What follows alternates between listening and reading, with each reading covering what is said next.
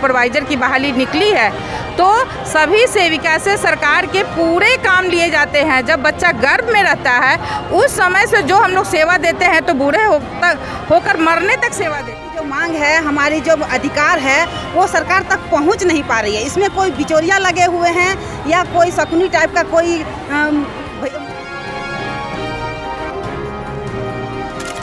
नमस्कार, मैं राजेश और आप देख रहे हैं न्यूज़ 365। झारखंड में नियुक्त आंगनबाड़ी कार्यकर्ताओं के लंबित कार्यों को पूर्ति के लिए धरना प्रदर्शन करते हुए हजारों की संख्या में राजभवन के पास एकत्रित हुए। वहीं उन्होंने कहा कि अगर हमारी मांगे सरकार नहीं मानती है या पूरी करती है तो जिस तरीके से रघुवर सरकार को उखाड़ फेंकने का काम किए उसी तरीके 2024 में हेमंत सरकार को भी नहीं बख्शेंगे। वहीं वर्तमान में सबसे ज्वलंत मुद्दा आंगनबाड़ी कार्यकर्ताओं को JSSC के विज्ञापन संख्या 14-20-33 महिला पर्यवेक्षक परीक्षा में सेवा शर्त नियमावली बिहार सरकार एवं प्रमंडलीय आयुक्त दक्षिण छोटा नागपुर के वर्ष 2022 निकाले गए विज्ञापन के अनुसार रिक्त पदों में आरक्षण, उम्र सीमा में छूट और शैक्षणिक योग्यता को अनिवार्यता की शिथिल करते हुए मां कार्य अनुभव के आधार पर आंगनबाड़ी कार्यकर्ताओं को अवसर देने की मांग की गई है। इसके साथ साथ मूल कार्यों को अतिरिक्त सौंपे गए गैर आंगनबाड़ी कार्यों को मुक्त करते हुए नियमित मानदेय भुगतान तथा सेवा शर्त नियमावली में छूट हुए बिंदुओं को शामिल करने की मांग की गई है। आगे देखें धरना में शामिल आंगनबाड़ी सेविकाओं ने सरकार को क्या कहा। आरक्षण, लेकिन उन्होंने इसको ना मानकर हम लोगों को मानदेय को बढ़ाया।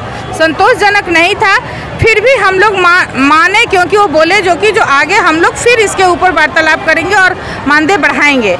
और EPF को भी पास किया। रिटायरमेंट सेविका को 2 लाख, सहायिका को 1 लाख प्लस 25% आरक्षण देंगे। और जब हम लोग सम्मानित किए तो स्टेज पर इस बात को उन्होंने रखा, सभी के सामने बोला, लेकिन इसको पारित नहीं किया। और आज जब सुपरवाइजर की बहाली निकली है तो सभी सेविका से सरकार के पूरे काम लिए जाते हैं। जब बच्चा गर्भ में रहता है उस समय से जो हम लोग सेवा देते हैं तो बूढ़े होकर मरने तक सेवा देते हैं। हम लोग कभी भी हिचकिचाते नहीं हैं, दुखी भी नहीं होते हैं कि कोई बात नहीं है, समाज सेवा कर रहे हैं, परिवार सेवा कर रहे हैं। तो और हम लोग बहुत उम्मीद से इनको राज पर बैठाए थे कि हम लोगों का मांग को पूरा करेंगे, लेकिन इतना दिन बीत गई और हम लोगों को मांग पूरा नहीं हुई। और सामने दिख रहा जो सुपरवाइजर का जब निकला है तो सेविका का कहीं नामो निशान नहीं है। सवाल ये है कि मुख्यमंत्री से जो आपने वादा किया था आप लोगों से, क्या लगता है कि धोखा दिया जा रहा है? धोखा तो नहीं लगता है, लेकिन क्यों नहीं किए इस बात को तो हम लोग को बताएंगे ना। हम लोग को बताना चाहिए सभी सेविका, पूरे 24 जिला का सेविका सहायिका को। अभी तक हम लोग धोखा नहीं मान रहे हैं, लेकिन आगे जब सुपरवाइजर की बहाली हो जाएगी बाहर से और सेविका को आरक्षित नहीं दिया जाएगा, नहीं होगा, तब तो हम समझेंगे ही जो धोखा है ना। पर्यवेक्षक का जो बहाली है वो 25 अक्टूबर तक ही फॉर्म भरा है जी, इसीलिए कि आप लोगों को इसमें समायोजन हो पाएगा। लगता तो है, लगता है 25 दिन मात्र बचे हैं। उससे कोई बात नहीं, एक दिन में तो पैसा पलट जाती है, एक दिन में कुछ भी हो जाता है। अगर सरकार आपकी बातों को अनसुना करती है तो आगे आपका संगठन क्या कार्रवाई करेगा? आगे क्या करेंगे तो हम लोग अभी उनके बारे में गलत सोचते ही नहीं हैं, लेकिन आगे हम लोग जानते हैं जितनी भी लेडीज होती है, झांसी की रानी भी होती है, दुर्गा भी होती है, काली भी होती है, तो इसके बाद हम लोग क्या रूप लेंगे इसका तो कोई जवाब ही नहीं, हम कुछ बता नहीं सकते हैं। परिचय प्रदेश अध्यक्ष माला कुमारी, अनुबंध कर्मचारी, सेविका सहायिका संघ। ऐसे लग रहा है कि सरकार के तक हम लोग की बातों को पहुंचने नहीं, ऐसे लग रहा है कि हमारी जो मांग है, हमारी जो अधिकार है वो सरकार तक पहुंच नहीं पा रही है। इसमें कोई बिचौलिया लगे हुए हैं या कोई शकुनी टाइप का कोई मामा लगे हुए हैं जो कि हम लोग का अधिकार हनन करने में लगे हुए हैं, कराने में लगे हुए हैं। अब देखिए, किसी का हम नाम तो नहीं कर सकते हैं, लेकिन जरूर इस बीच में कोई खामियां है, वहां तक पहुंचने नहीं दे रही है सरकार तक। और नहीं तो खामी है तो बताइए ना, कौन खामी है, कहाँ खामी है, कौन बिचौलिया? खामियां ये है कि देखिए, अभी जो हम लोग का नियमावली बनी उसमें जो हम लोग का अधिकार सरकार दिए, हम लोग का जब बायलॉज बना के दिए हम लोग का संविधान बना के दिए और उस संविधान को खुद सरकार हनन कर रही है, तो इस पर हम क्या कहें। खुद सरकार हनन कर रही है, अधिकार भी देती है, कानून भी बनाती है, कानून सरकार ही तोड़ती है।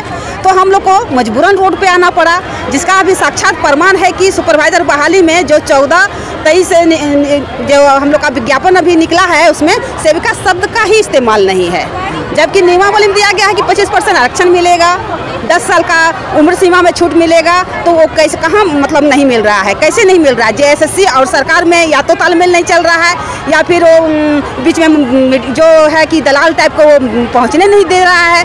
कुछ तो खामियां हैं जो कि उस बात को हम पहुंचाने के लिए आपके माध्यम से, मीडिया भैया के माध्यम से हम पहुंचाने के लिए आए हैं कि जो भी खामियां हैं वो आने वाला समय 2024 में भुगतना पड़ जाएगा।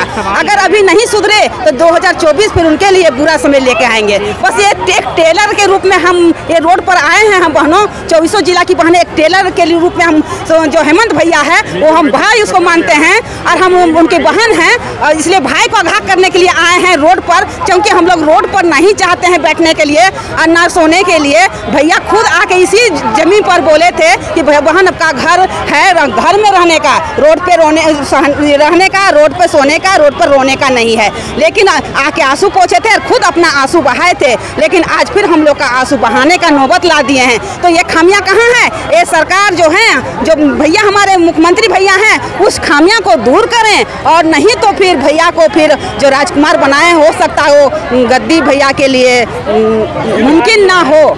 सवाल ये है कि जो भी आपकी मांगे हैं, तो क्या आपका जो संबंधित मंत्रालय है, जो मंत्री है जोबा मांझी, उनसे मुलाकात करके हम लोग 15 राउंड वार्ता किए, 1-2 राउंड नहीं, 15 राउंड वार्ता करके जो हम लोग का संविधान बना सेविका सहायिका का, 15 राउंड वार्ता के बाद वो सारे बिंदु, एकल बिंदु उसमें समाया गया था कि EPF कटेगा 6%, सेविका का 6% सरकार देगी, वो 500 रुपया सरकार का, 500 रुपया सेविका का, हर महीना 1000 रुपया कटेगा, वो उसमें हटा दिया गया। तो कहाँ? राखी देवी प्रदेश महासचिव। मीडिया को देखते हैं।